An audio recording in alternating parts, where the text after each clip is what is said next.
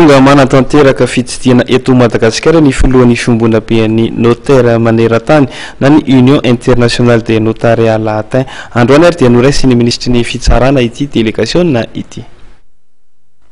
Vonina ny anoana ny notaire malagasy ny fiombonaben'ny notaire maneran-tany na ny Union Internationale des Notariats Latins araka nambaran'ny filohany Daniel Sédar Senghor.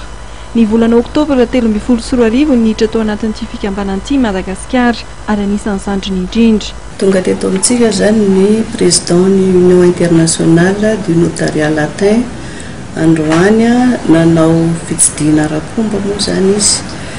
Ny tena votoanton'ny fitsidihana nataony koa moa zany dia ho fanohanana ny chambre de notaire eto Madagasikara satria voaingana zany tsika teto Madagasikara no tafiditra tamin'io fikambanana io tamin'ny octobre 2013 zany no tafiditra tantsika rehefa avy nisy mission d'observation tonga teto mba nijery ny fomba hoe manahoana fomba fiasan'ny ato amin'ny notaria malagasy no hoe manaraka fepetra manana fitsipim-petondran-tena manana misy voafetra avy eo hoe ny vola alainy ny notaire amin'ny mpanjifa zany hoe hitambarana zany misy norme hitambarana zany fa tsy hoe samy manao zay tiany sainy dia rehefa nafeno fepetra zany ny teto dia nakatoavina ary tafiditra amin'ny hoe Union Internationale du Notariat Latin io zany i Madagasikara tamin'ny